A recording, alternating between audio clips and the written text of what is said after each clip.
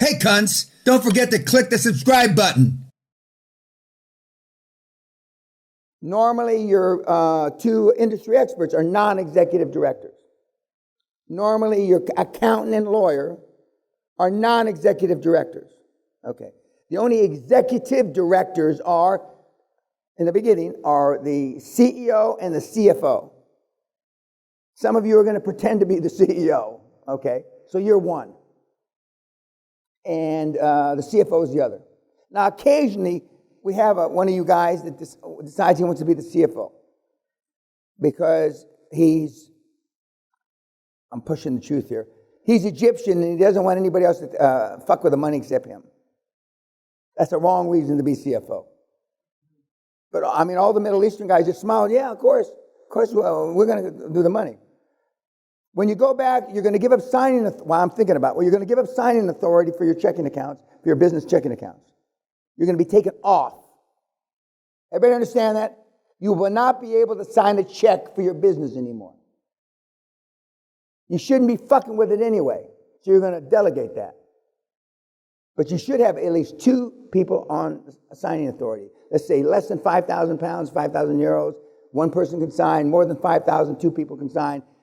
25 million, three people have to sign. That's way ahead of us. Okay. So now we've got executive directors and non-executive directors. You've already heard by two or three of my mentees through webinars, they found agencies that will find you non-executive directors. If you could look on LinkedIn, at least I just looked at LinkedIn, down the right-hand column that said, be a non-executive director. I don't know if that's just because it comes to me or it comes to everybody, the feed. I don't know how those algorithms work. But that's not what I want you to do. I want you to find these assholes yourself. Okay. Non-executive directors are a dime a dozen. You're going to get those all out of LinkedIn and or Google. The executive directors are, like I told you, the CEO or the CFO. Now, what are you going to be? Let's say that you've decided not to be the CEO and you're not qualified to be the CFO, so what do we call you? Other than dog shit, what do we call you? A fucking bum? No, you're going to be a business development director, founding director. Yeah, no, you're not going to be. Well, maybe how well have you done as MD so far? How you worked out? You're this close, you know. Okay, so you're going to be, for example, Josh Kim is founding director. Some of the other guys just call themselves business development directors. There's no shame in that as long as you have a majority of the company who gives a shit. There was, for a few years, I didn't have any title. I used to have a title, business cards 40, 50 years ago. It said emperor. I was emperor. And you give it to somebody, and you know how when you exchange cards, and they pretend like they've seen a card like that before. They just look at you and I never got anybody to ask me. I probably gave out 500 of them, emperor. So you call yourself whatever you want. But in the holding company, that holding company owns the assets below. So if you make 25 acquisitions, normally speaking, you're going to have 25 separate entities hold those assets. And the entity that owns those assets in the companies that you've purchased is going to be the holding company. As long as you have control 50.1% of the holding company, they can't throw you out. 50.1. So that means you can give away 49.9%. Last year, 2018 and 19, the average of the U in our deals kept 67% of the deal, roughly 2/3. And they gave 33% away. So you still have, and when Rebecca was talking about a supermajority, that's something else. Supermajority is 75% or greater, and but we're not worried about that. We're not worried about supermajorities. So the holding company is formed, and that's the company that you form at just as you're doing the first board meeting. And I gave you the breakdown. Oh no, I didn't give you. You're going to get a link of the breakdown of how to put together that not report, but that document that you use, that you give all the directors prior to the first board meeting. So the shares, the ownership of the holding company, and that's the company that you'll normally take public. That's the company that you will normally be the entity that you sell to a strategic player, etc. The holding company. Now, occasionally, the subsidiaries, one or two or three of the subsidiaries, like Marcus Bauer, he's got, I think, 29 or 30 subsidiaries. 3 or 4 of them, over 10, 15 years, have grown really big. So he could spin off those subsidiaries by themselves on AIM, the secondary market that exists in the UK, or the Toronto Stock Exchange or whatever. But most of the other stock exchanges around the world lack liquidity. The reason why the Beijing Stock Exchange, things sell at 25 times cash flow, and they only sell for 10 times cash flow in the New York Stock Exchange is liquidity. Because the foreign markets aren't that liquid.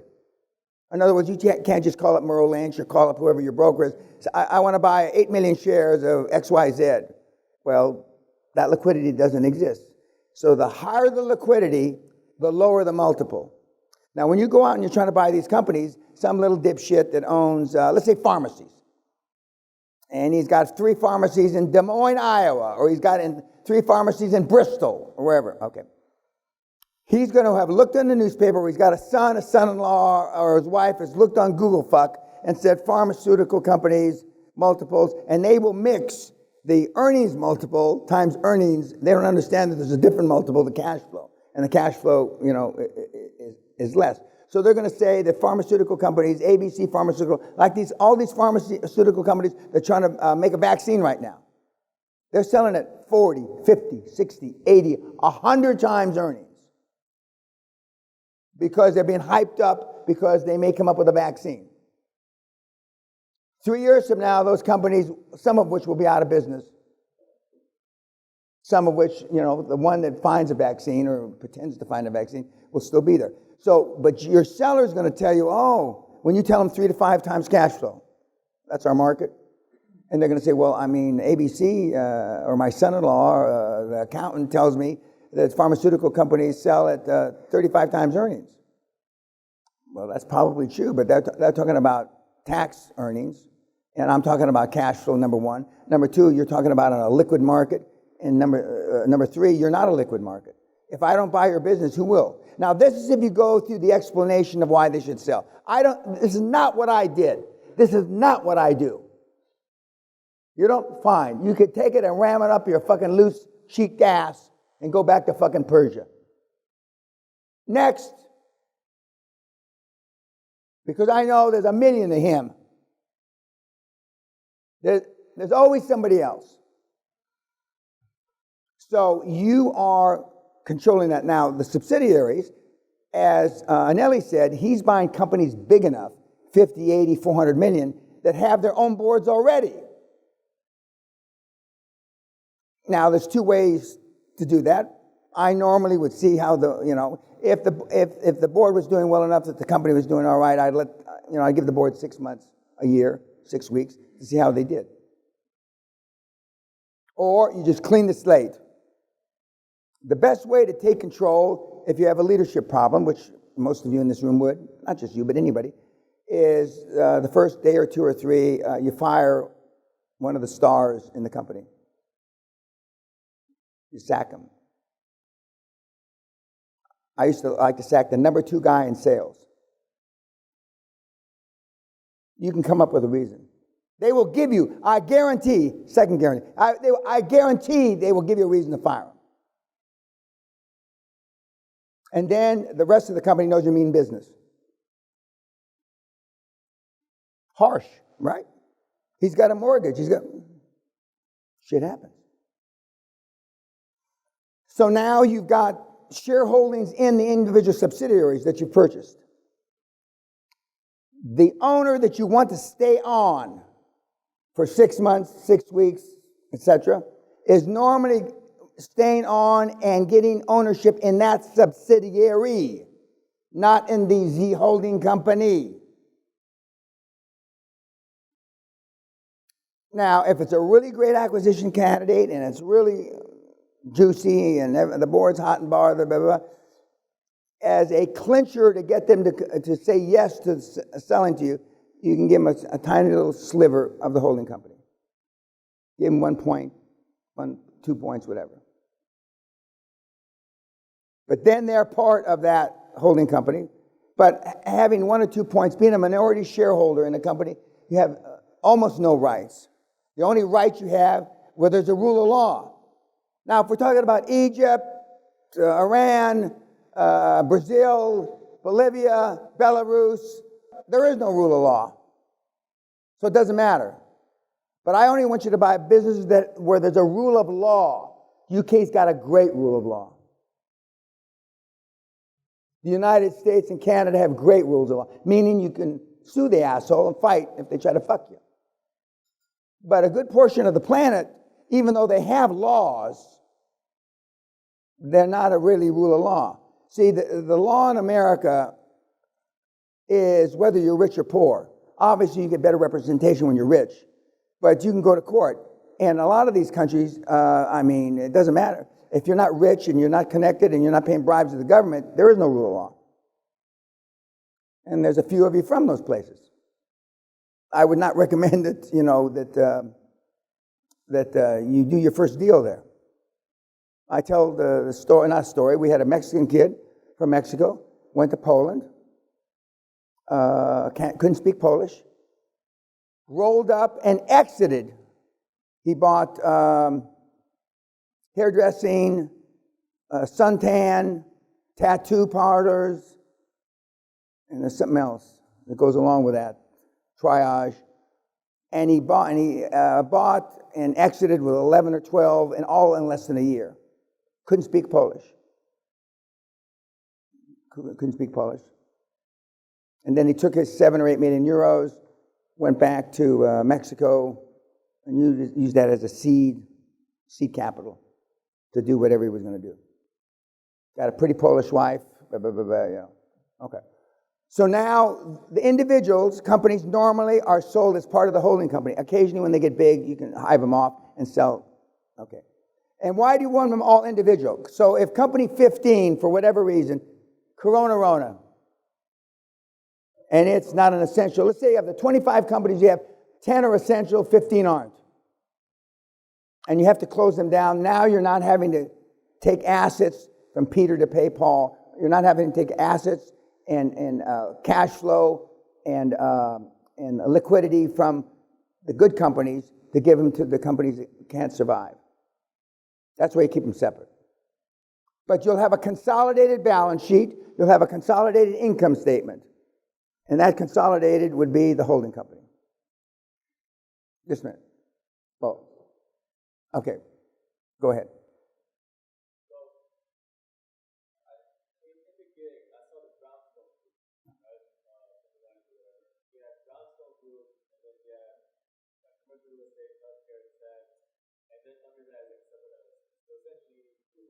No. Okay. He did that for a reason. You don't have that same reason. I'm not going to explain to you the reason. It's not important. You'll have, let's say you buy 25 mobile home parks, and you'll have 25 different individual companies. Now, occasionally, you'll buy a pharmacy that's in Guthrie and a pharmacy that's in Freakham, 2 kilometers away, and you put it under one company. Okay? But if you're buying a pharmacy in Guthrie, which is the little village right at the end of the gate, and you're buying one in Dundee, that's too far. That's too far. So, but normally there'll be their own individual company, and you'll have a little managing director, an MD in the company, and you'll have 2 or 3. Not for $500,000 or $1 million or $2 million revenue company. You don't have all this. But one of the subsidiaries, you may have a 25 million euro or a 25 million pound company. Then you have your own little board. Out of 25 subsidiary companies, you may have 2 or 3 that have representation in the holding company. Maybe not. It doesn't have to be. But you may see a guy in your 16th acquisition who's really a barn burner, a Thomas. Fuck, we want his We want his expertise up here. And then you bring him up to the holding company level. But as long as you maintain over 50%, they can't throw you out. They can't throw you out. But let's say, and you heard Andreas explain how he explained the changes in the agenda for his first board meeting, and how he met with some of the board members in the morning before the meeting, and he met some of them at night. Remember, he went through all that thing? And he asked them if they could support what we were going to vote on. Remember? Everybody clear? Okay. So now we get to the meeting. That's the end of the board meeting. No board meeting. Your first board meeting shouldn't last more than a couple hours. We're at the meeting, now we're voting, okay? And they change their mind. I already know the guys in this room that they're going to change their mind. And you'll get up, oh, Mr. Butt here, but you told me last night that you should support what I... Right? That's what you're going to say. But now you're fucking me. He won't say that. But now you're going to fuck me. And everybody smiles, meaning yes. And then they vote against it. Your agenda. Well, it's an extra, as they say in Oklahoma, it's just an extra step how you got to get rid of them. Because now you've formed the company, and then you have the vote. You can't have the vote before you form the company, because then the vote doesn't count. So because of a couple hours, then they can still, but even if they vote against the agenda, then you adjourn the meeting, and then you send the notices out for what's called an EGM, Extraordinary General Meeting. 2 weeks hence. And there's only one thing on the agenda. New board slate. And their name's not on it. They won't show up for the meeting. And you have the board meeting with your new mates, and you do the whole thing again, vote it, you keep marching, but it takes you 2 weeks. Now, some places in the world, they fudge and they backdate so they can do it the next day. I'm not recommending you do that. But I have mentees that have done that, so the very next day they're in business. And if I told you they look like some of the Middle Eastern in this room, you'd be right. I've had them make a meeting that next day, 5 hours later, and they tell the lawyers, backdate all the shit, retrospect. I didn't even know what the word retrospective meant till I came here. Who doesn't know what retrospective means? It means you backdate the papers. That's not what it really means, but it means it's based on facts that happened, so we're going to agree what you did from 5 years ago, retrospectively. But I'm not telling you to do, I'm telling you to do the legit way. Plus, legitimate lawyers and accountants that we've talked about won't do that, except for in certain parts of the world like we've already talked about. But I'm telling you not to do that. So now you've had a new board meeting, and so now you go through the same deal. It's the same. Now you send them out 10 days, agenda, you vote on, and so you're back in business. Because they may have all the other board seats. Let's say you got 10 board members, you plus 9. Having 9 board seats is not the same as having 51% of the stock. It sounds good. It sounds like you're giving representation, but Zuckerfucker, he has only 1 board seat,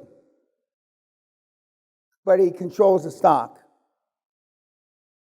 So that's more or less why everybody goes along with what he says, although he's under heat now. And Mr. Zuckerberg's done a pretty fucking good job. For a kid or under any circumstance, any kind of benchmark, he's done a good job. Some will say he's done an extraordinary job. So you don't have to worry about that as long as you keep 50.1. But as soon as you drop below 50%, even when you've been successful, I was successful. Kuwait is invaded by Iraq. Our biggest shareholder was the Kuwaiti government, sovereign fund. Stock dropped 80% in value. Now, I'm the biggest shareholder, but all the other, somebody's got to fall on the sword. and the shareholders threw me out. Somebody, there's got to be blood on the street from someone when there's a debacle like that, even though you had nothing to do with it. And I know, because I've been there. I know what it's like. Just not dissimilar to when Steve Jobs got kicked out, a few other guys kicked out. There was a question. Yeah.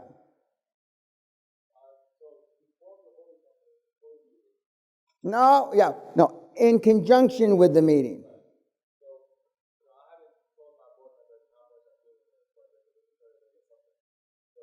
Any Egyptians on the board? Any of your brethren on the board? You're smarter than that. Yeah. Good. Okay. He knows. Go ahead.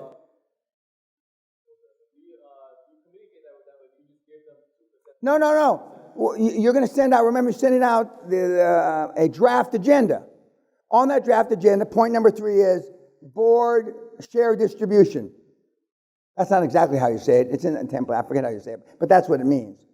And so it's going to say Rufus, Doofus, 4%, Artemis, Lightning Rod, 2%. Blah, blah, blah. They're going to see, but that's normally the first time they see it.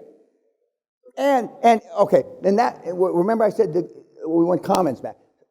Normally, the only comments you're going to get back: why am I only getting 2%? You fucking cheap asshole, Arabian camel jockey prick.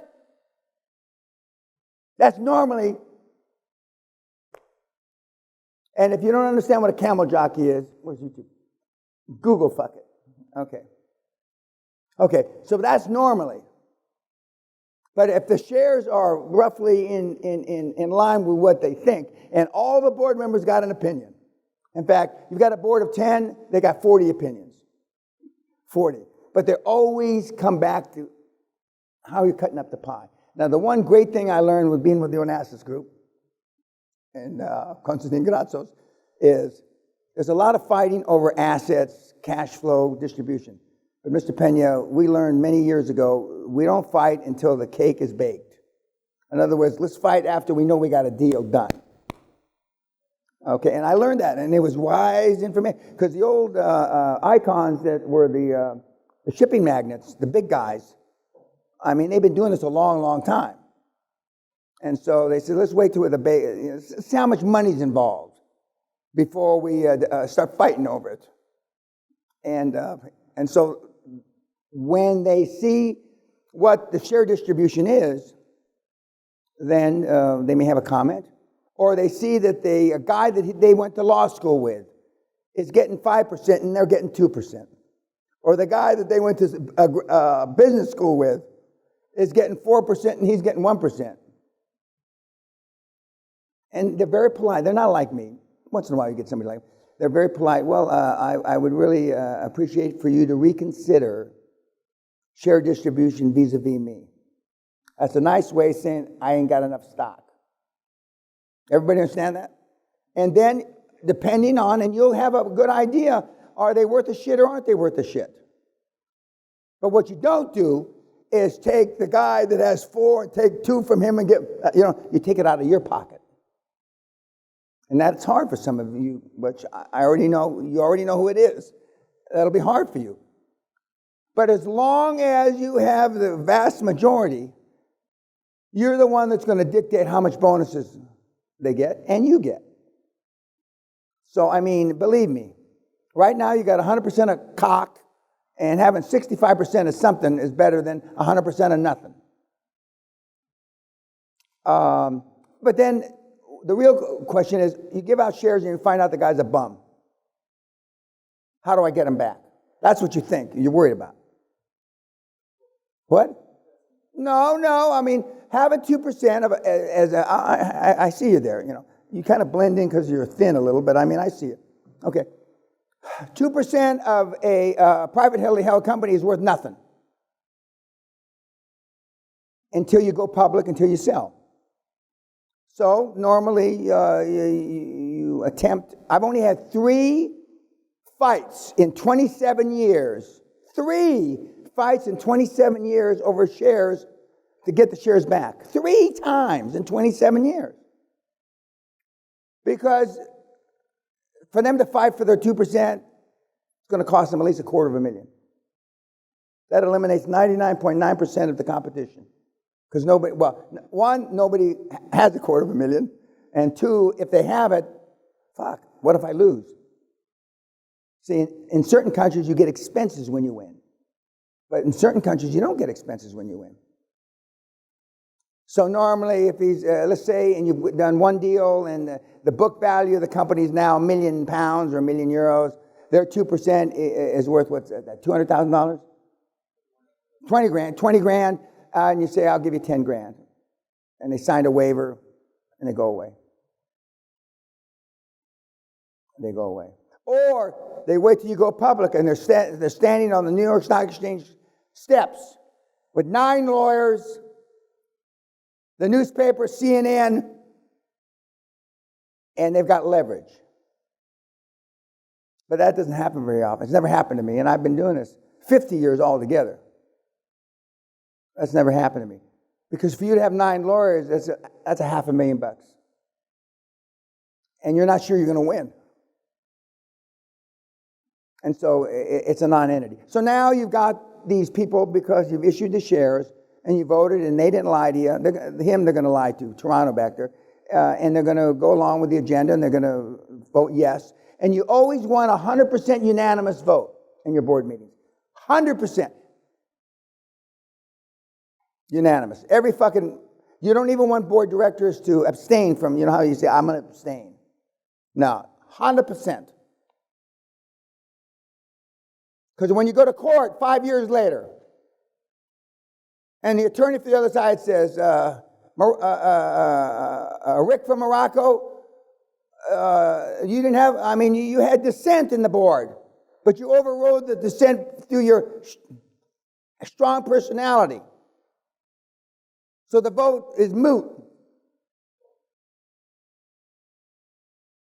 100%. Well, Dan had a gun in my head, and that's why I voted yes. They don't believe that. Might be true, but they don't believe it. So you want 100%. Everything you do is 100%. We didn't coerce anybody to do anything. They were voting their heart and their conscience. I used to like to say that in court. As I got older, I said it so many times, they didn't believe me too much, but and then that's where the saying started about where the heart should be in Mr. Peña. It started in a court trial room, a lawyer trying to, say something not nice about me, where my heart's supposed to be. And then my wife and the priest start crying in the first row. One of the jurors in a big trial said, why was the Bible always open to the same page? Somebody was smart enough that when, I don't know why the Bible was always open to the same page. I don't know. I think I know. You think you know, right? They weren't fucking reading it, right? Okay. You understand about okay, there was another, yep. Okay. Is this gap,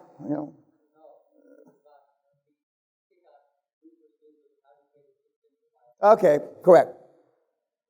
And when you've got 65 or 70%, you can give a guy 2%, another guy 1%, and when you tell the story, and it's true, and it's my example, if our 2% board directors kept their shares from the time we started to the time we exited, their 2% would be worth $9 million.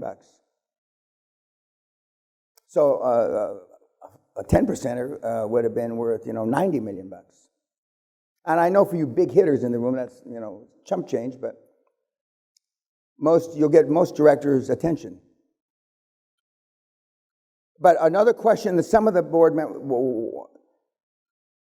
they're not used to getting, they will question the free founders' equity, they will question it until the board meeting. And then after the shares are issued and they pay no money for them, then there's not a comfort, the ambiance changes. Because fuck, I did get something for nothing. And we all know that there are no free lunches. QLA is the only free lunch in town. But you're going to get, see, I don't mind making them multimillionaires as long as I'm making 300 or 400 million. I don't give a shit. I know what that feels like. You don't yet. And then we've got some kids they get magnanimous. All of a sudden they think, well, fuck, and they start giving money away left, right, and center. And I mean, they give shares, they give this, and I'm not telling them to go that far. I mean, and it's all right if a 2% guy shows he's really worth more than 2%, and you're in the fourth or fifth deal, then you just, now you can't issue founders free equity anymore because you've got a cost basis. You've got book value. So now you issue options, which aren't quite as good, almost as good, but not quite as good as free founders equity. And then you loan the money to the board director for him to exercise his options. Because they still broke. They're still broke. And the what do you call it? The courtesy that they pay when you're a public company is you want to sell some stock, you call the chairman and say, I'd like to sell some stock. Is that all right with you? Blah, blah, blah. And they always, now he might not tell you yes, but let's say he's your chairman instead of him. And he said, yeah. But there's open periods that you can sell stock and buy stock. So now we're public. Fast forward, and the best exit isn't necessarily a public offering because there's a lot of restrictions. But there's an opening. You can only buy and sell shares in a public company that you're on the board, that you're deemed to have insider information 30 days before and 30 days after announcing earnings, or there's going to be a big announcement. 30 days prior or 30 days after. And in the UK, they report earnings twice a year. In the US, 4 times a year. So in the US, that means there's 8 times that you can buy stock and sell it. In the UK, or reporting countries that only have reporting twice a year, you've got 4 times. You've got 4 times. Yes, sir. Clear on the subject of being able to borrow against the shares. Okay. You want to, okay, go ahead. Finish the question. Okay. The reason why you want transaction lawyers is because you want to know how to put the legend together. The legend is the stock certificate you're going to get. Now most of it's electronic, but I always like hard paper. I want my stock certificate. I'm old-fashioned. I want a fucking certificate that's got little fuzzy shit around the edges and the bear or Dan Peña. On the back is where the magic happens, on the back of the certificate. You want to be able to hypothecate the shares. That means borrow against the shares. It's like you own a house, 100%, no mortgage. You want to be able to borrow against the house, right? Well, you want to be able to borrow against the shares. And so the legend got to say that you can borrow against, leverage, hypothecate. So then even if you, as with Zuckerberg, before they went public, the kids were borrowing against shares in Facebook before they went public, before they actually got the shares. So if you have $10 million in shares and, they'll normally, you can borrow 50%, let's say. You can borrow $5 million. They're going to look at what's your ability to cash flow. But if you've got an IPO in 120 days, wrongfully, they'll let you borrow too much because they will attach your shares, collateralize the loan with your shares. So as soon as the IPO happens, when you go public, they will sell the commensurate amount of shares to cover your debt. But you want to be able to hypothecate. You want to be able to borrow against, which, isn't as good as being able to sell them. But the other thing is that you may not want to sell them because you believe they're going to go up in value. So, but you got no money and you want to buy a new car, you want to buy this, you want to buy that, so you borrow against the shares. And, yeah. When you float or when you do... Go public. When you go public, there's a certain amount of percentage of stock or shares that you can sell on the stock market. No, maybe. The investment banks, the Goldman Sachs, the JP Morgans, etc., don't like founders to sell shares. You're showing like you don't have confidence. And so it's not unusual and normally at a public offering, you're going to sell between 10 and 20% of the company to the public. And none of your shares. But on subsequent offerings, secondary offerings, you'll be able to sell shares. And this is stuff you hammer out and negotiate with the investment bank before the fact, not fucking when you need the money. Because then the leverage is on their side. So and that's why you want an experienced M&A lawyer, an experienced team that knows what to fucking fight about. When we were doing our share, the only thing the only input I had, and I don't have much input, is, how much can they borrow against it? And when can they borrow against it? Because they're all broke. I leave the all broke part out. I try to make you look better than you are. They're all broke, and So there's certain things that are really, really important.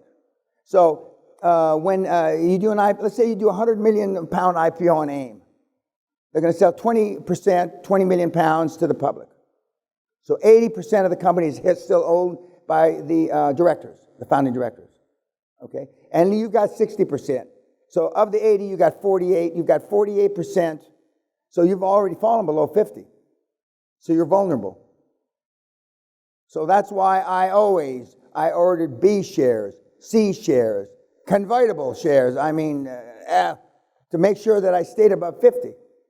Now, it's not a coincidence, although I'm sure Saddam Hussein didn't plan his invasion when I dropped below 50%. But coincidentally, when I dropped below 50% to 46%, Saddam Hussein invaded fucking Kuwait, and I no longer control the company.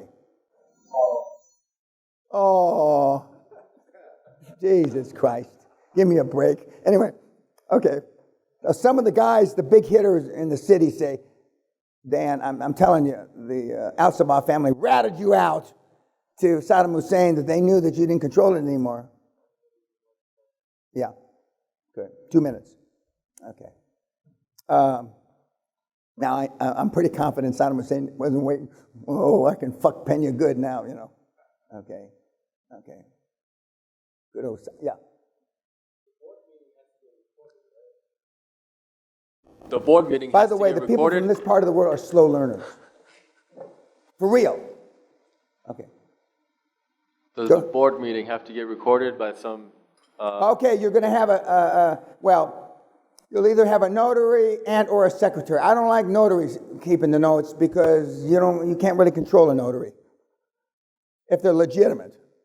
But you can control, not in an illegal or I don't mean that kind of way. But you want somebody that's on your team keeping notes of the meeting. You will appoint them corporate secretary for the meeting. And they will scribe all the shit down. And then within 2 weeks, you will send around the notes of the board meeting to the board for comments. Once in a while you get comments. I told you, I was teasing Andreas, they argued over wisdom. And so we finally just got rid of the word, Now that's more German than anything. Everybody was sending definitions of wisdom, and wisdom doesn't really mean the same thing in German. Anyway, but you'll have a corporate secretary take notes. Then they'll send it around to all the board members. The board members will make comments, and they come back. The last person that should look at it is the chairman, if he makes any changes. And then, because once the minutes are formalized, they're in concrete. You can't go back retrospectively and change the minutes. The minutes are what memorialize what happened at the goddamn meeting. Memorialize that, and that's normal. And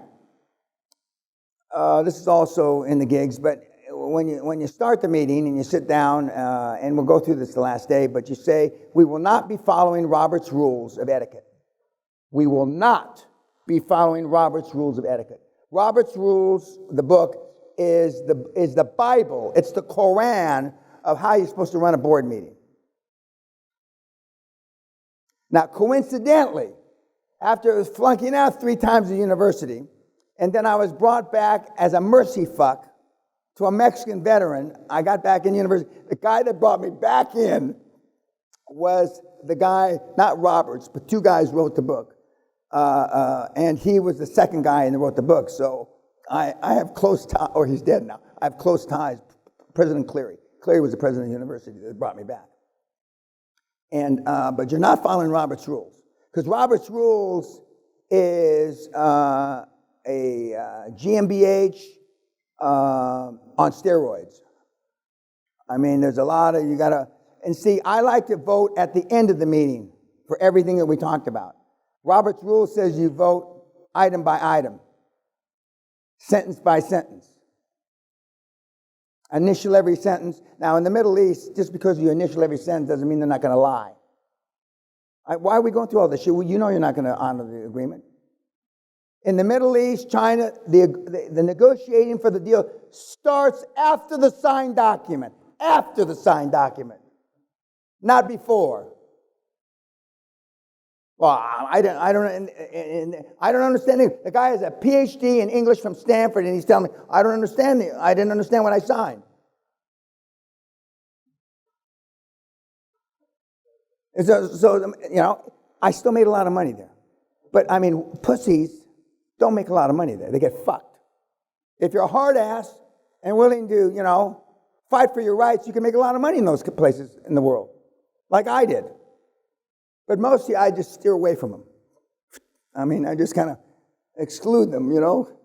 That's a bad neighborhood, don't go there, you get mugged at night. Well, fine, we'll just stay away from that. Yes, sir. This is just a little something I have in my mind. You made $450 million after the shares dropped 80%, so you would have made more? No. The company was worth $450 million, then the shares dropped 80%. And then the shares went back up, etc. So, and you own? When Saddam Hussein, probably related to one of you guys in here, when Saddam invaded Kuwait, I owned 60% of the public company, 60% of the float, as they say, 60% of the market capitalization. How? 60%. And the board. The board owned 20% and 80%, and the public owned 20%. The public meaning little shareholders that bought the stock. And we were hot stock in the day. We were hot stock. In fact, we went public on my birthday, 39th birthday. And when we talk about goals, I could have done it earlier, but on my 39th birthday.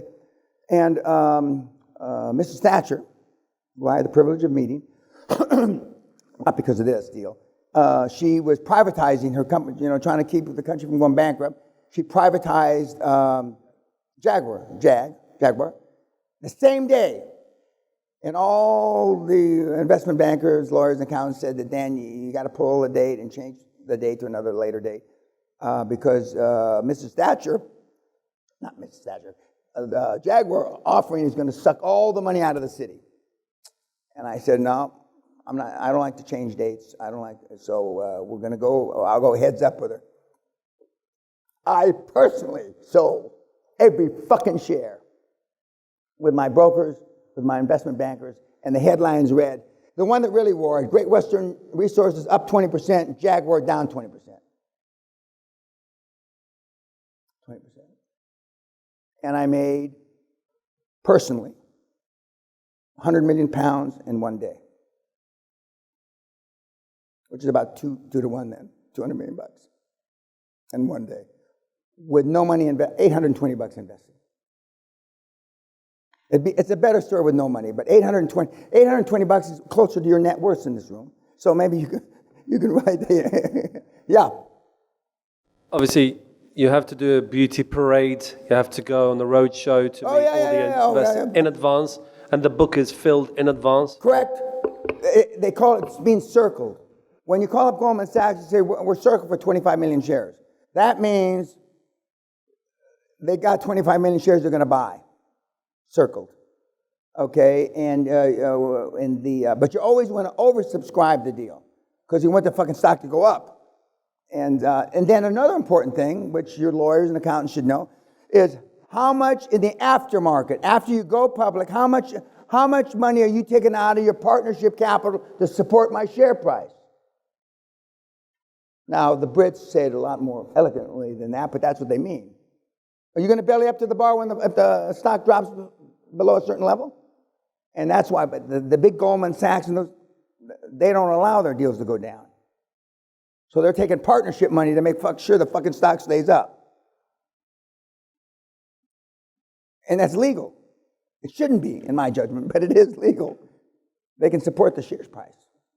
But you want them, and it's not something they put in writing. You look at the guy, he says, are you supporting this in the aftermarket?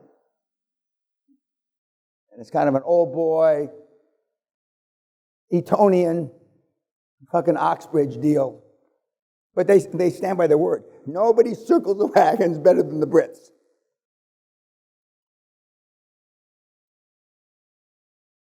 Yeah. So back to the board recording. It has to get recorded by a corporate secretary or something like that, or can you just like actually record it, like record the voice? No, you don't. Oh, you mean verbally? You mean yeah, like a tape recorder or something. You don't want to do that because those are easily, especially now with all of the wizards, those are easily doctored up. Okay. Those are easily doctored up. I mean, even a half-ass high school student knows how to fucking change that shit around. But you want them written, and then you keep those, or your lawyers keep copies. And when you get to court, and I hope none of you go to court because it's a pain in the ass. When you get to court, everybody's memory is different. And then when you show the document, and then all the Egyptians say, well, with a PhD from Oxford in English, so I didn't understand what I signed. And they always say the same thing. And even the judges chuckle. Even the judges chuckle because they know it's a fucking lie. Or I have no recollection of signing that. That's the way they say it. I have no recollection of signing that. I've signed thousands of documents in my career. Well, the thousands of documents in his career is correct. The no recollection of signing that is probably a lie, but it's good enough to get by. Okay, thank you, YouTube.